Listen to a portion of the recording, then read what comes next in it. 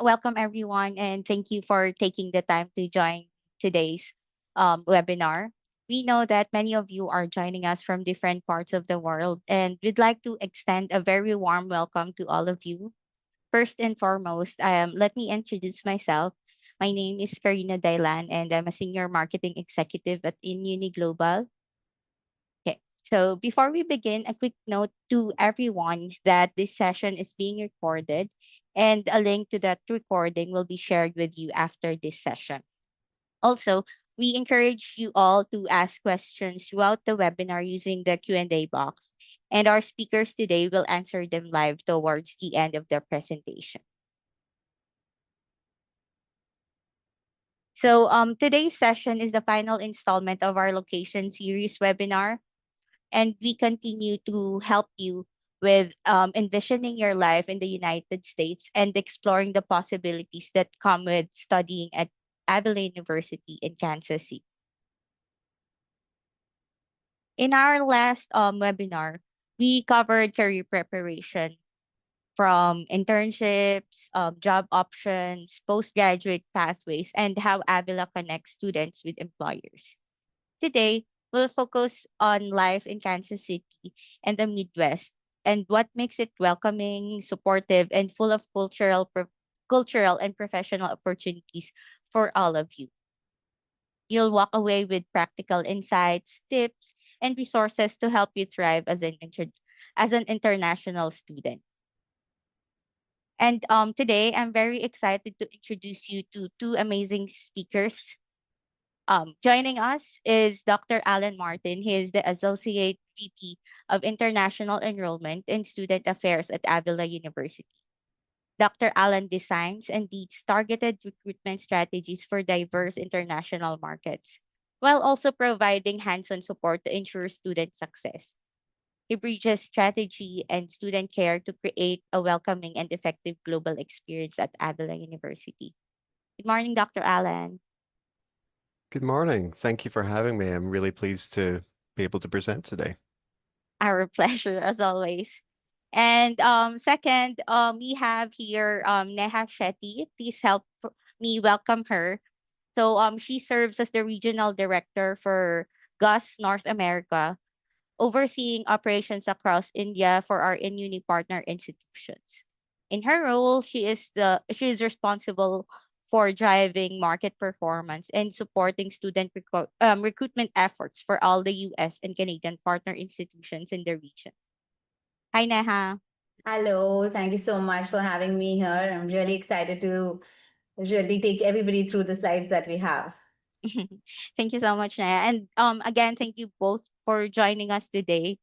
And I guess we can proceed and let's see how Kansas City compares with other US cities and find out what makes it special. I'd like to invite Neha to take us through the next part. Thank you once again, and thank you everyone for joining in. So let's look at, why Kansas City, in comparison to other US major cities, is one of the best, right? So when we think of studying in the US, we picture cities like New York or Los Angeles, but Kansas City offers the same opportunities with far more student friendly lifestyle. And I'm going to be talking about the student friendly lifestyle and the opportunities right now with the cost of living. But let me also make it clear that Kansas City is one of America's hidden gems, giving you the best of both the worlds. So the big city experience without the big city price tag. So let's look at this in more depth. So if you're looking at the cost of living, right, one of the biggest concerns for international student is the cost of living. And here's why Kansas City gives you a massive advantage as compared to the other cities in the US. So if you look at the one bedroom apartment in New York, it could drain almost $3,800 a month. But in Kansas City, it's around $1,200. So that's nearly one third of the cost that we're looking at. And if you're looking at the groceries here, average grocery would be, 300 to 400 a month in Kansas compared to almost double in cities like New York or LA. So this comparison gives you a good understanding on why cost of living is more affordable in Kansas City, right? And for a student, I think that means more flexibility, less sacrifice, and the freedom to enjoy life outside the classroom and the studies that they're going towards, right? And this is the difference, not just about saving money, but it's also giving you peace of mind. So lower cost doesn't doesn't mean that you need to work endlessly hours to just cover your rent. You don't have to compromise on your healthy meals. You can actually focus on what you came for, which is building your future, right? So that is something which is with cost of living. Can we have the next slide, please? Thank you. And when we're looking at transportation, I think again, transportation is one of the costs that eat into students' budget, right? But when you're looking at Kansas City, students have an incredible advantage because if you see the KC streetcar is absolutely free. No other city like New York or LA will offer you such free rail service. So even the ride KC buses are student friendly, and by 2025, it's just $2 per ride. And if you see the same comparison in New York, it's nearly $3 per trip. And in LA, not only the student has to pay for each ride, but they need to also get monthly passes, which cost cross over $100. So that's a lot of expense. So if you're going to be living in Kansas City, students don't have to think twice before hopping on a bus or streetcar to explore the city, to commute to the classroom, or even go downtown. So they can really move very freely without the stress of draining their wallets, right? And if you're looking at the pace of life that Kansas City offers, and I know that moving abroad isn't just about academics, it's also about adapting to the lifestyle that some of us really want to enjoy when we are entering the US. So some cities move so fast that students feel lost. But Kansas City is very different. There is a balance that is created. So here you'll see that life feels less rushed, short commutes, there are smaller crowds, there's more space for you to enjoy the entire surrounding, and students can really focus better on the studies and grow themselves in a very right direction.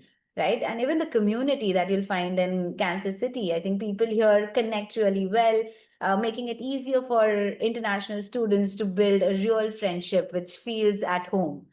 And unlike New York or LA, where you'll see that the rush never stops, Kansas City gives you mental and physical space to succeed. So it's not just a degree that you're going to be coming to when you're going to enter Kansas City. It is a lifestyle that you're going to truly thrive in. Right. So that's the pace of life. Thank you so much, Neha. And as we just heard, having a comfortable pace in life is truly a luxury. Not everyone gets that time anymore to connect and socialize. Thank you so much for your insights, Neha. And now that we've had a glimpse of Kansas City, let's turn it over to Dr. Alan to share more about the Midwest identity. Certainly. And I can share with you a lot of my own personal experiences, having been an international student myself. I was a student in two different states and two different regions of the United States. I also lived in a third state in a different region, but I was myself a student here in the Midwest, so I can give you some really valuable context, hopefully, for how to understand the Midwestern identity specifically. One thing that you will learn very quickly in the Midwest is the value system of the people who live here and grow up here. It can be a little bit different from these other regions that Neha was talking about, where life is more fast-paced. Here it is more slow, but the people themselves are a lot more friendly. And I can share from my own personal experience, they are some of the most generous and helpful people that I've ever come across. Uh, I've lived in Washington State in the very Northwest. I've lived here in the Midwest in Kansas City, and I've also lived in upstate New York in the Northeast. And the people here in the Midwest are the friendliest that I've ever met, and I've been I've had the benefit of having a lot of generous support from people from here as well. So that's something to expect, is that people are very friendly, but also very humble.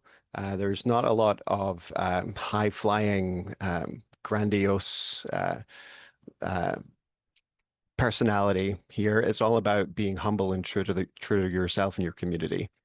The hospitality within the community is also something that is widely known, even across the US. Midwestern hospitality has got a reputation. People are very welcoming. They want to include you in their community. You'll have neighbors that reach out to you that want to get to know you, offer to lend a hand, uh, usually without even being asked. They see you moving furniture, for example, they might just come up and offer to help you out with that.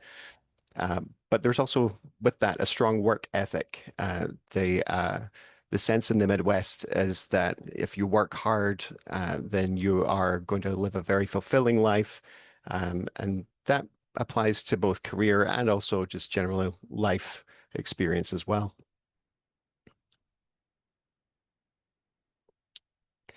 So I myself was surprised in a good way by how approachable and kind people in the Midwest are. They're very down to earth and genuinely kind. A lot of people, if they're not used to that in their culture, which is my experience, they might uh, second guess that type of generosity and kindness, thinking that there's some ulterior motive behind it, but there genuinely isn't. People in the Midwest are just very kind and friendly people. And it's very easy to even start a conversation with strangers in the Kansas City area. I actually have a very good friend who I met when my wife and I were at a music trivia event, and he was sitting at a table behind us, and we'd never known each other before then, and we struck up a conversation. And turns out he lived very close by, and now we're very good friends, and we socialize a lot. And that wouldn't have happened without the Midwestern sensibility of, just being very open to conversations. Um, and yeah, the common comment of people actually talk to you on the street or in line at a store is also very true. You may be surprised to find yourself in line at the grocery store and you have a certain item and somebody behind you in line might see that and ask you about it, like, is this a good thing? Or they might have a comment or a recommendation. People are just very friendly and personable and open to having conversations with you, even if they have never met you before.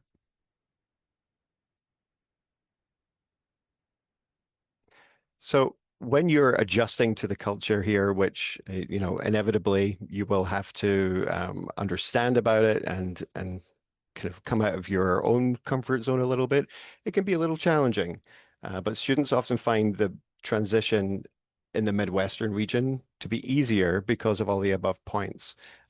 As I mentioned, I was a student previously in Washington State, and while people there were pretty nice, I felt like it was an easier adjustment into the Midwest because of how friendly people were. So it really lessens the severity of any culture shock, and you're more quickly integrated into the social structure and the community because people are more inviting for you to be part of it. Uh, at Avila specifically, we are a smaller university and we have smaller class sizes with very close and tight-knit communities. Our international community is very strong and very close.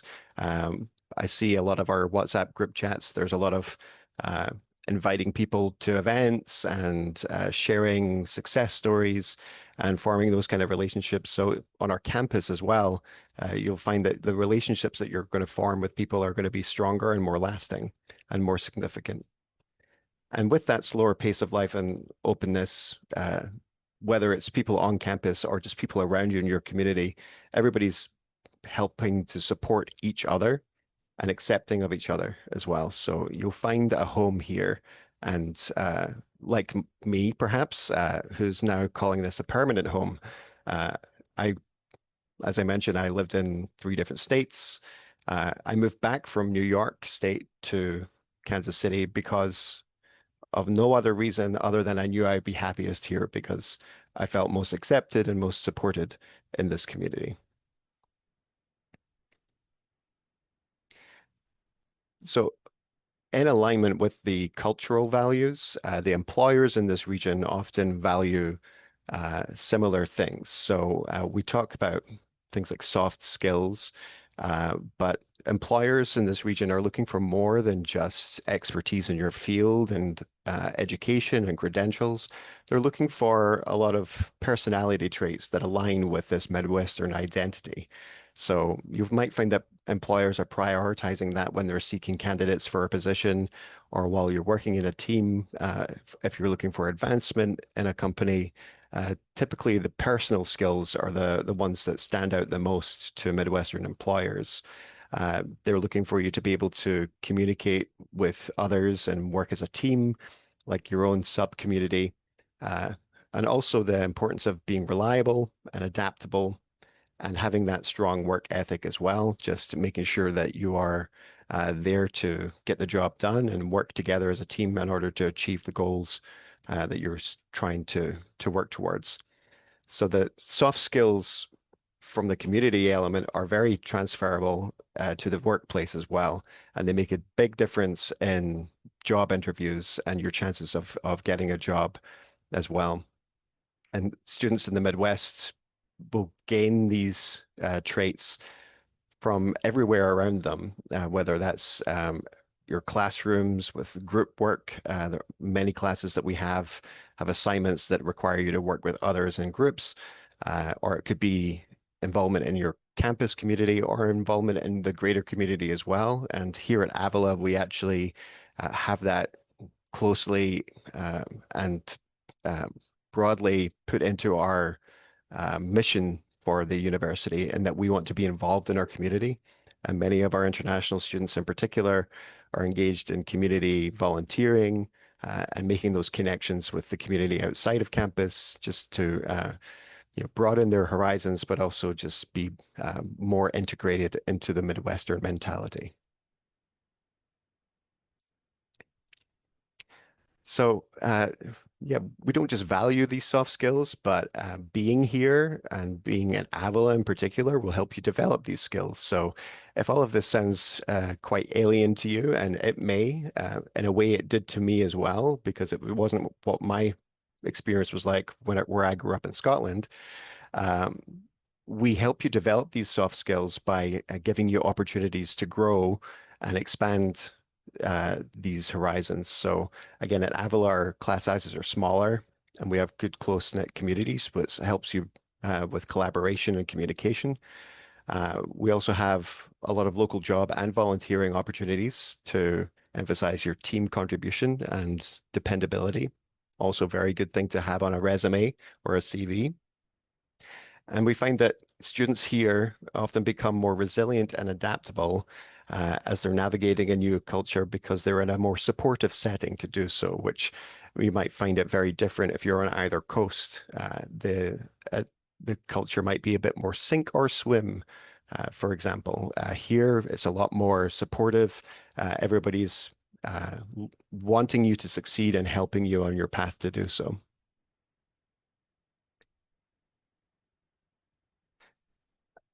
My experience, I would say that this is very true that when international students frequently say that living here in the Midwest helps them gain confidence in academic and social settings, I think that's very true. Because of the friendliness of the people and the environment and the community, it feels very low pressure, especially when you are maybe not used to things that are expected in the American education system, such as engaging in class discussions, or asking questions in class, or even approaching a professor, whether in class or outside, to ask for help, for additional explanation or assistance with assignments. Um, you'll find that it's easier to get into the habit of that in an environment such as Avila's, where there's not a lot of pressure and everybody's feeling like they're supporting you. The professors that we have are very approachable and they're often assigning discussions in classes, but they encourage that and they want you to be able to feel like you can approach them if you have issues. I know it's a very common cultural thing for people to not feel like they should be asking questions. That maybe they don't feel like they are permitted to, or maybe they feel like asking the question is an admission of failure for understanding something the first time. Well, just know that in the Midwest, it's an expectation for questions to be asked, and they're very welcome. And when I was teaching myself, I used to always tell my classes and my students that my favorite part of teaching was the questions. I could share the information, but the questions were the most engaging part and the most fun for me as a professor. And so it's definitely encouraged, and you should feel at Avila that you have the ability to approach professors with questions. And not only that, but with this engagement, you'll probably find that your comfort level at speaking English and public speaking in particular will grow, because the more experience you have, especially with public speaking, the better it feels and the more at ease you will feel when you're doing so. And this is a great environment to build those skills. So if you feel like your conversational or presentational English isn't as strong as you might like, or if you feel nervous about public speaking, this is a great environment for you to grow in those areas and expand your skill set. One of the things that I'm frequently asked about from students who are interested in applying, because it's top of mind for many, is about safety. The Midwest is a very safe region, and Kansas City is a very safe city. Of course, with a larger city experience on somewhere like New York or Los Angeles, you'll find that it's a little bit overwhelming, and you'll see all these statistics about crime and such. Well, Kansas City is a great size of city. I myself grew up in a village. I'm not a big city person. Kansas City is big enough to have all the amenities and everything you might want to do, but small enough to feel comfortable in, especially for someone like me who's not used to a big city. So you'll find that the smaller crowds and lower crime rates give you a better sense of safety when you're navigating the city as a whole. Uh, we encourage our students to go out and explore the city and all it has to offer, and all of our students really enjoy doing so and feel safe doing so as well. And the friendliness and the community-oriented culture as well helps you to build local support networks, which helps you feel more comfortable, but also helps you learn more about, to use the term that Neha used with hidden gems. Within Kansas City, there's lots of other hidden gems as well. The more that you're connecting with people, the more you can branch out and find these other great spots, like could be a great coffee shop or a restaurant or something like that in the city, and it's very fun to explore, and you'll feel comfortable doing so because it's not overwhelmingly large, and especially in the area of Kansas City where our campus is, it's very residential and very beautiful. So people feel very comfortable there, and also to the point of the slower and more balanced lifestyle. Uh, One other thing that a lot of students may struggle with is the feeling of stress or pressure, whether that's related to their academics or whether it's related to something like homesickness while they're away from their family and friends and their culture that they're used to. The slower and more balanced pace of life helps reduce that overall stress. If you were somewhere on the on either coast, you might find like the pace of life is a little overwhelming, and it just starts to compound on the pressure and the stress you might feel. In the Midwest and here in Kansas City, uh, it's a very different mentality. So our students generally feel a better sense of well-being mentally, and that gives a lot of students peace of mind, being in a place that doesn't feel as overwhelming. Thank you so much, Dr. Martin. And because you mentioned that you like questions, and that's your most favorite part about teaching. So I'll ask you a question from one of our attendees, in line Mhm. with what you just discussed. So they asked if can you whether you can share a culture shock as an international student in Avila, in Kansas City, or in Yeah, US in general. certainly. So when I first came to the Midwest, I was at one of the larger state universities in Kansas as a graduate teaching assistant. And one of the culture shocks that I experienced was, I was bringing in with me um, the type of instruction that I was used to, and I was kind of emulating the professors I'd had in my undergrad and studying in Scotland, which was very direct. And the communication that I was using in the classroom was very direct. And there wasn't a lot of scope in my communication style for, being as open and building community. Uh, I can tell you that my first semester of of teaching evaluations were not good because, in the community that I was in, it was very jarring for them to have somebody come in who communicated in such a way that made it feel like I was being very standoffish and not engaging in that friendly openness that Midwesterners are known for. And so that was a bit of a shock to me. Personally, but also in a way professionally, because the evaluations that I got from my students were um, something that I took quite seriously. So I learned a lot from that experience, and over time, and especially starting the very next semester, I've made a concerted effort to be more open and engage more in that community mentality, and just generally be softer and kinder in my approach and my communication. And so that was that was one thing that I really had to adjust to, and that was kind of a culture shock for me. I understand that culture shock for me is going to maybe different for you, and everybody experiences it slightly differently. I had the advantage of coming from a native English speaking country, so Mm, perhaps you might find your culture shock is related to your communication in a different way. But mhm, it's certainly something that I felt and had to adjust mhm. to. And I feel a lot better for doing so because I didn't feel the pressure to be a strict academic. And instead, I was just a friendly and uh, engaging instructor, and I was open to uh, collaborating with my students even more. Thank you so much for that information, Dr. Allen. But I'd just like to note that you don't look like very strict or very straightforward when when speaking. So there. So I'm Yeah. really glad that you were able to adjust um Yeah. like on the succeeding semester that you taught. So there. So let's go back to Neha to discuss student life outside the campus. Thank you so much, Dr. Martin. We'll go back to you later. Hmm.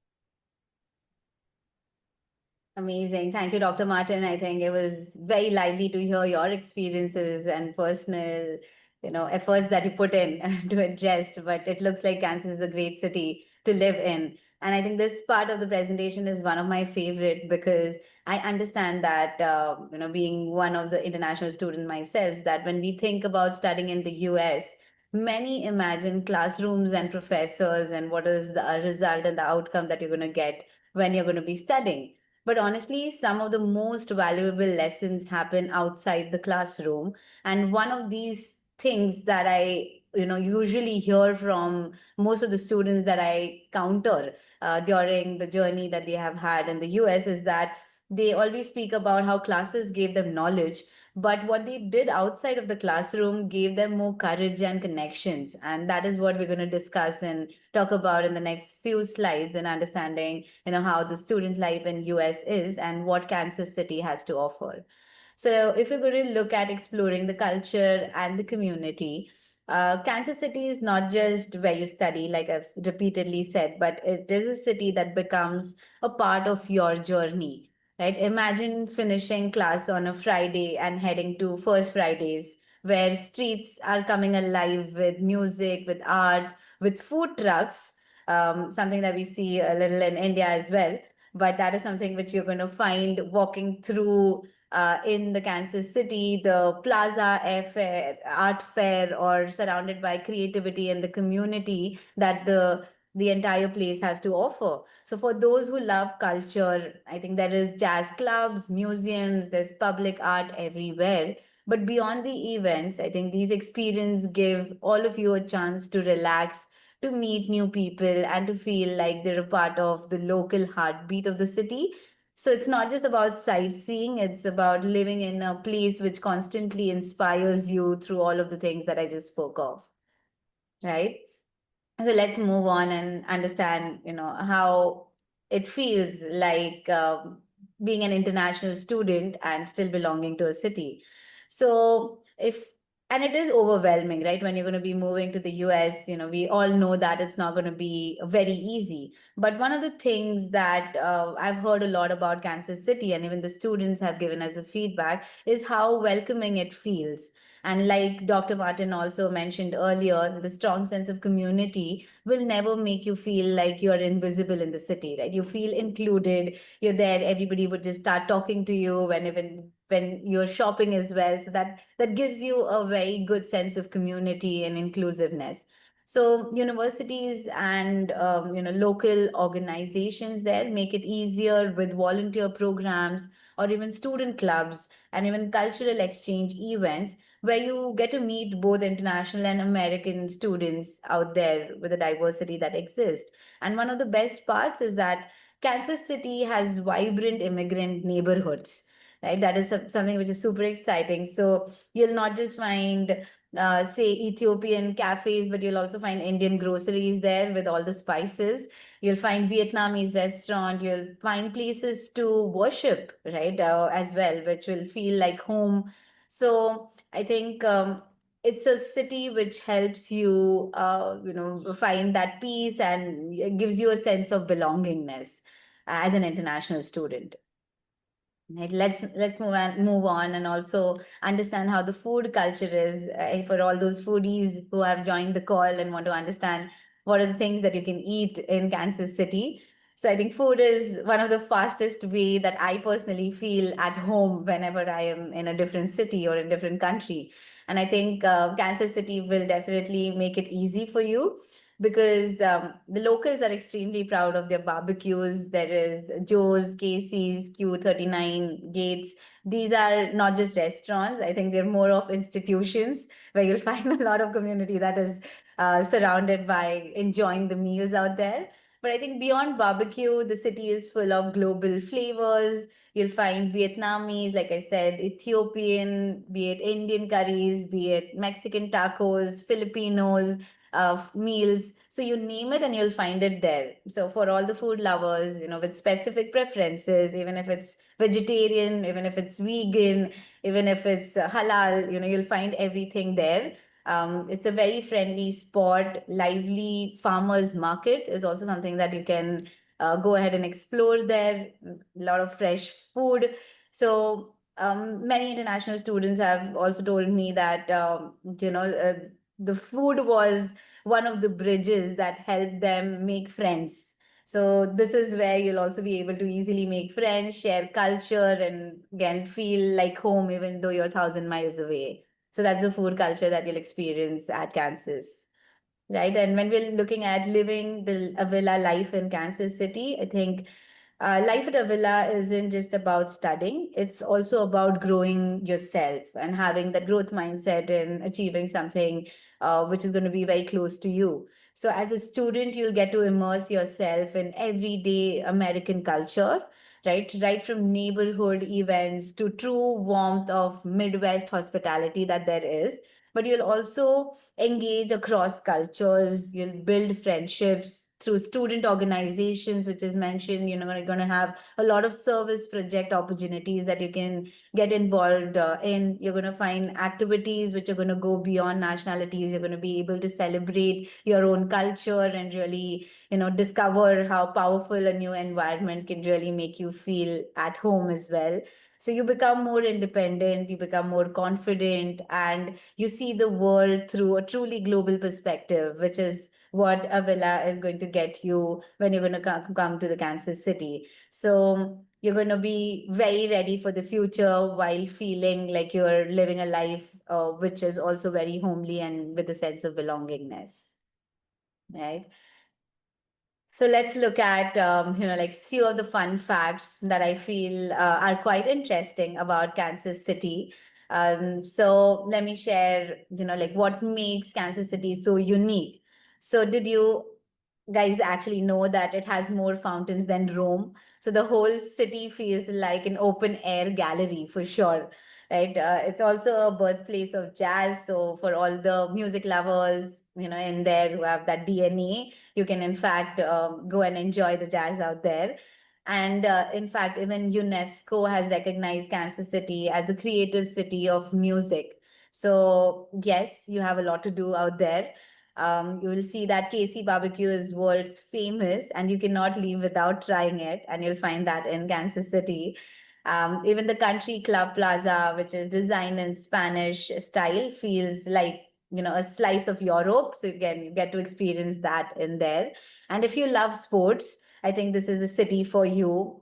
Home to all the NFLs, Kansas City Chiefs, I think MLBs, Royals, and MLS. Sport King KC, you'll find it all here. So all the sports lovers, you can definitely find this a very exciting place for yourself. So be it food, be it music, be it art or sports, I think this city truly inspires all of us and has something for everyone. And I did see a question that had popped up on what international student association or cultural groups are active in Kansas City. So I hope I've been able to answer that question, because there's a lot that you can do. So if you're going to choose Avila and Kansas City, you're not just choosing a university, but you're choosing a place that welcomes you, it inspires you, it gives you stories for life. And I think that's something that you will cherish for the rest of your life too. So that's a few of the fun facts about Kansas City overall. Thank you so much, Naha. And now that we've discovered some fun facts about Kansas City and the very exciting life that awaits you if you ever pursue your studying at the Avila University, let's turn our attention to how your future career can begin right here at Avila University. I'll call on Dr. Martin to help us with this section. Certainly, yeah. A lot of people who are interested in studying in the United States are also interested in opportunities to engage in internship or work experience while studying, and also potential opportunities for work post-graduation. So I'm happy to give you some information about how we can support you with that. So again, with some of the advantages of Avila, we have small classes, but it offers big learning opportunities. With that small class size, you're getting a lot of personalized attention, uh, which you can benefit from when you're developing your skill sets and getting this valuable experience, especially with developing the soft skills and acclimating to Midwestern lifestyle and culture. And the faculty that you're learning from are true experts in their field. We have 70% of our faculty hold a PhD or terminal degree. And they also uh, construct their classes to blend academic excellence with real world experience, with opportunities for things like internships to equip you with valuable skills that prospective employers are looking for. The community here is very diverse and inclusive. The campus itself, we have almost a third of our students are first generation college attendees, meaning that nobody else in their family before them has attended college. They've only achieved high school education up to that point. So our community is very diverse. Approximately, I'd say close to a third or half of our students on campus are also international, whether if that's a combination of our undergraduate and graduate as well. So we got students from 36 different countries represented on campus as well. So we're very inclusive and very diverse here. Uh, but the best thing about the instruction and the degree programs that we have in preparing you for working in your field is that our courses and our degree programs are designed with a career-ready approach in mind. So you're not only gaining the technical expertise and know-how, but you're also developing critical thinking skills that are relevant in today's workforce. And all of our degree programs are targeted to developing skills that the employers in the respective industries are looking for today. So we support our students in a number of different ways. We have a career services office, which is dedicated to helping students with their career endeavors, whether that's career counseling to talk about what direction or pathway you might want to follow, helping you with writing resumes and cover letters, scheduling mock interviews. We also have a career fair that they're currently working on putting together, which should happen this fall in about November. And not only that, but we also have outside organizations that we partner with. Most significantly, we have an organization which is a national organization, but started in Kansas City. It's called 1 Million Cups. It's an association where entrepreneurs can meet once a week for a cup of coffee and to talk about their businesses and share their thoughts about how industries are developing and changing and giving people the opportunity to pitch ideas and get feedback on those ideas for the businesses that they're looking to start. We actually have a 1 Million Cups event on campus on October 1st. So we're excited to be partnering with them, and that will be the first of many on-campus engagements that we have. Otherwise, they also do meet once a week in other parts of the city, so you can always go there, but we're bringing them to campus in October. We are, of course, in the Kansas City area, very lucky to have a lot of very notable companies that have headquarters here, like Cerner, Hallmark, Burns and McDonnell, as well as a lot of different hospital networks like Children's Mercy or St. Luke's hospitals, for those who are in healthcare administration or nursing programs that offer some real world opportunities. And so there's a lot of chances for you to explore internship possibilities with very notable companies that have a national and international footprint. The partnerships that we're developing, our career services office is always working with creating pathways into these businesses and into these industries for our students and trying to secure internship opportunities so that when you are working with our career services for this type of support, that you are being connected into a pathway that's already been kind of forged for you. And then it really just is the case that you know who to talk to, know who to apply to. So we're helping you make those connections to local hospitals, schools, and other businesses, including tech startups in the Kansas City region. Not only that, but we have a lot of guidance specific to CPT and OPT. We have one of our members of the DSO team is a dedicated CPT and OPT coordinator to help you with the process. We offer regular workshops on how to start that process. We have webinars and all these other resources that help students in F1 status engage in these opportunities who will find it valuable to get that experience when starting their career. So this is I'm not going to go read it all, but this is a look at some of our degree programs. We have our undergraduate degrees, our bachelor's degrees on the left side, and our master's programs on the right. You'll notice that anything with an asterisk is designated as a STEM field. I'll get to the significance of that in a little bit later, but you can see that there's a lot of different options for what you can study and how you might connect what you're studying with into the degree pathways is something that we are very adept at helping you with as well. So I mentioned CPT and OPT. This was covered in more detail in a previous webinar, but just to kind of give you a little bit of the basics if this is your first time joining. CPT is curricular practical training.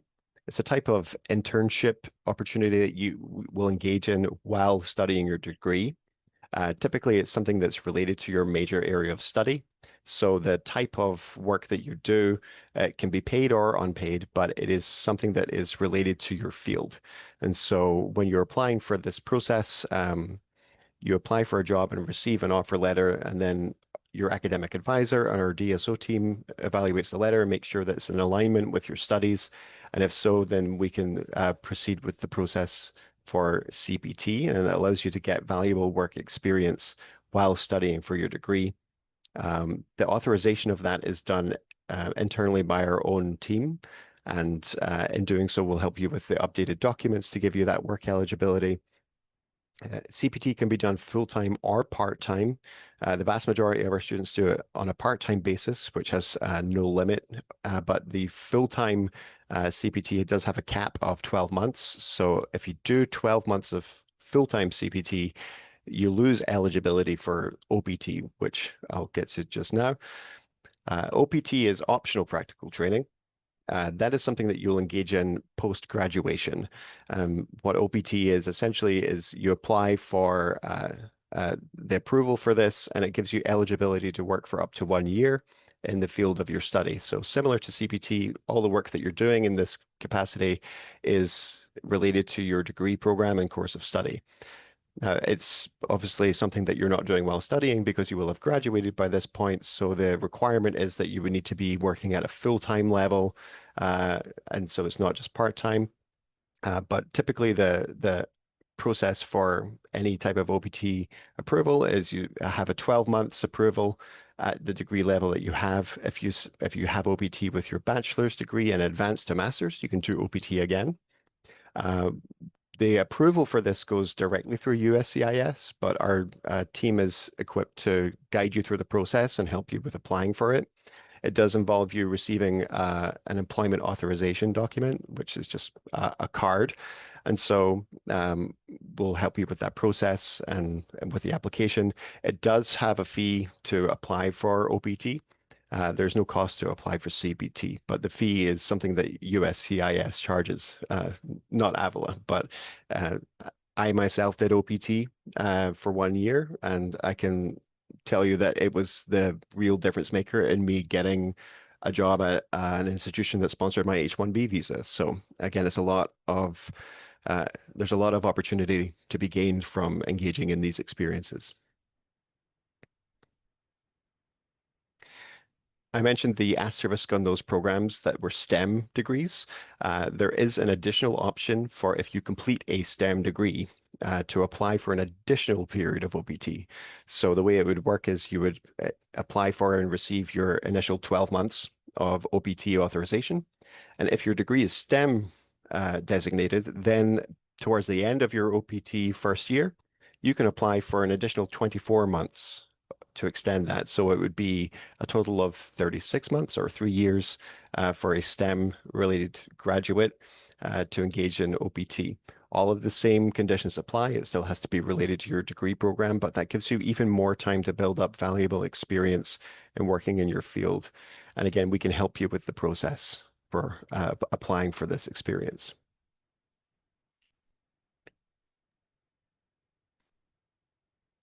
Thank you so much, Dr. Martin. And now that we're in towards the end of the presentation, um, we'll move on to the question and answer part. Um, so first off, we have here a question. Maybe this is best addressed by Dr. Martin. In relation to what we just discussed, is there only 12 months OPT available for masters too? The initial OPT approval is only for 12 months. If you are graduating with a master's degree that is a STEM degree, then towards the end of that 12 months, you can apply for that extension. If your degree is not STEM, then 12 months is the limit. The degree I had when I did OPT was not STEM, so I only got 12 months. But that's so it's two separate processes essentially. You get approved for the first year regardless, and if your degree is STEM, you can then, towards the end of that first year, apply for the additional 2 years. Mhm. Okay, thank you so much, Dr. Martin. And moving on, this could be answered by Neha and Dr. Martin as well. So, what tips do you have for adjusting to a new life, new to a new culture, and making the most of student life? Dr. Martin, you can go in first. Sure. My biggest tip is to not silo yourself. It is very tempting and very comforting for students to find other students who are from the same country or culture as their own. and you'll find yourself gravitating towards that. It's this feeling of comfort and a feeling of familiarity that you'll want to seek out at first, especially when you're in a new culture and things are a little bit intimidating. My advice to you is to, as quickly as possible, branch out, because if you feel siloed within your connections and your friendships, and you're only talking to people from the same background as you, then you're going to find yourself in a bit of an echo chamber when it comes to things like cultural engagement and communication. And you're not really going to get the chance to really branch out and adjust fully.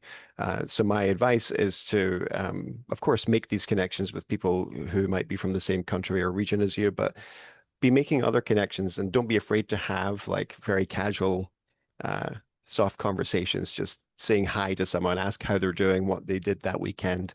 If it's somebody you don't know or somebody you know is from a different place, we want our international students to fully integrate. So we want them to connect with the domestic students and other students from other regions as well. So my advice is to avoid feeling siloed in your communities that you might feel more comfortable with at first. Thank you so much, Absolutely. Dr. Mhm. No, I think Dr. Martin definitely answered that really well. He's given good tips. But I think, like one tip from my end would be don't compare everything with home. Be open, be curious, try different foods, try different local events. I think there's so much to do on campus as well. So get involved on campus, join the student clubs, the cultural association, get out of your comfort zone, and don't try to set a benchmark only to whatever you're used to at home. And I think it's very easy to make friends, and if only if you're open to the same. So build friendships is something that I would say. Thank you so much, Neha and Dr. Martin. I think it's the perfect opportunity to grow as a person as well, to, being an international student and being immersed in a new culture, right? So moving on. So we have here a question about the computer science program. So does Avila University provide career support or partnerships with local companies to help students gain internship during or after studies? Yes, both. So our career services department, they are out there making making connections with companies. I actually had a conversation with our new director of career services about a month or two ago, and he was telling me about how he was on the road and talking to companies. He had most recently met with Garmin, for example, which is a very big employer in the tech industry in Kansas City. They have a very impressive facility there, but he was there meeting with their human resources team and telling them about students at Avila, particularly international students, and sharing about we have a lot of students interested in CPT and OPT opportunities, and trying to work with them to make these connections happen. So yes, we make these connections on the front end for you and kind of pave that path. But we also offer a lot of other resources for if you're looking for other companies in the region. We have our career services has a vast database of all the companies in the Kansas City area and beyond for where you can be looking for other opportunities that might not be a direct connection we've already made. Thank you so much, Dr. Martin. And um, so before I read out this question, this was discussed in one of our previous webinars. But Dr. Martin, there's a question about the rules, the changing rules in the U.S. visa applications. Does this impact newcomers in the U.S.? We saw a pause in visa interviews for a period, which has since been lifted, and they've resumed. They've added additional requirements, such as social media vetting, to the process. It is very new, and so we don't have a whole lot of data from it so far, but we haven't necessarily heard of any increased difficulty or issues in visa approval as a result of that particular change. So for a period of time, it was impossible to get an interview scheduled. Right now, I know a lot of embassies and consulates are working through a backlog because for that pause, we had a lot of people wanting wanting appointments, and when they reopened the ability to do so, there's now a lot of people all at once and a higher volume than they're used to. So we haven't seen much issue in the way of visa approval, but it might in some regions be more difficult to get a timely appointment for your visa interview because a lot of these embassies and consulates are working through that backlog. Okay. Thank you so much, Dr. Martin. And this is the perfect opportunity to say that we have webinar recordings in our YouTube channel at Inuni Global. So we have there a playlist for all of the Avila webinars that we have run in the past, and extensively discussed about visa and compliance in one of our previous webinars there. So for all of our attendees, if you have any more question, now is the perfect time to send them in. And so while we're waiting for more questions, I'd like to pose this question to Neha, since I know that you're working with a lot of international students and those that are not in the US yet. So what concerns do they usually have before moving to the US? And were those concerns addressed when they moved there? Sorry, could you repeat that again? What are the Ah, yeah, concerns? sorry. Sorry. Yeah, yeah, what are the common concerns of international students have before they move to the US, and were they addressed when they moved there? Yeah, absolutely. I think the concerns are pretty simple. It's more about understanding how the weather conditions are, if they're going to be able to kind of adjust in the climatic conditions out there. How is the city like? What are the opportunities that they have, not just on campus, but really to engage with the community as a whole that the city has to offer. I think it's more about understanding really what are the outcome of the investment that they're trying to make in, because that is something which most of the students are certainly concerned about, the return on investment. And one of the things that I usually address this with is that there are a lot of opportunities that you'll find in the US, but it's more about how you are able to take that, how you are able to look into the cities like Kansas City rather than just looking at New York or Los Angeles, or for that matter, Boston or San Francisco. There, it's a very decentralized, entire system that US has built. So you need to move around and take advantage of the entire country, that the things that they have to offer. So these are the major questions that come through. In terms of adjusting with the food, if there is vegetarian, if there's vegan, and that's something which is now common common concern for most. But I think in the US, food has never been one of the challenges. I think everybody is very easily able to adjust. Thank you so We much, got the Neha, for weather question as well oh right yeah. now. So I think Dr. Martin, here you go. Yeah. Yes. So there, Dr. Martin, someone asked about the weather in Kansas City. How We would you get like to describe it? we get all seasons, so that's something to be prepared for.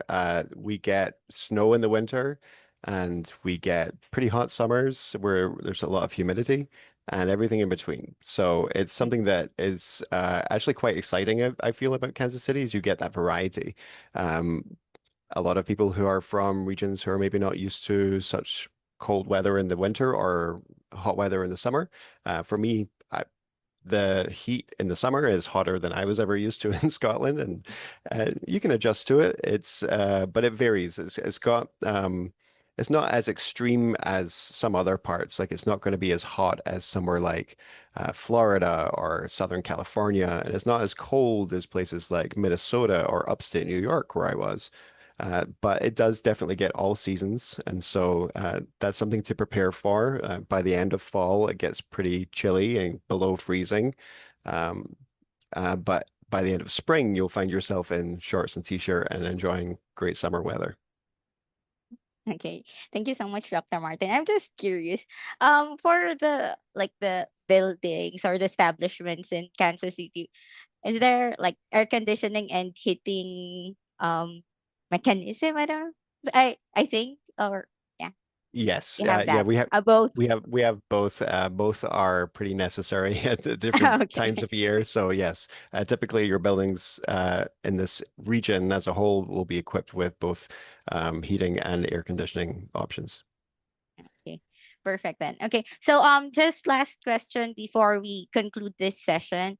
You have here a question about the housing. So master students are they required to stay in the campus, or do they have the option to live outside the university? Master's students are not required to live on campus, although we do strongly recommend it. We recently actually reduced the cost of our on-campus living and residence halls to make it more competitive and more in alignment with the local rent prices for apartments. And so we've taken steps to make it more financially accessible. You'll find that you're probably going to be paying about the same for some of our on-campus living as you would be paying for off-campus. There's also a lot of data to support students living on campus having a greater degree of academic success. But not only that, but everything that we talked about with cultural integration, when you're on campus and you're immersed in the experience and getting to know students and meet different people on a regular basis, it's a lot easier to integrate. I find that a lot of students who immediately live off campus find themselves feeling isolated and not as connected with the student body. And so it's a recommendation that we have for them to live on campus, but graduate students are not required. Undergraduates are required at first to live on campus. Okay. Thank you so much for that information, Dr. Martin. And that concludes our session for today. Thank you all so much for your questions. And as mentioned earlier, if you have any further questions that we weren't able to answer live today, or you weren't able to ask, we will follow up with you via email. Again, thank you to all of our attendees and our exceptional speakers for sharing the detailed insights about Kansas City today. This session has been recorded, and you will receive a link to that recording shortly. We hope to see you all again, and thank you all again so much. Goodbye. Thank Great. Thank you you. all so much. Bye bye. Bye bye.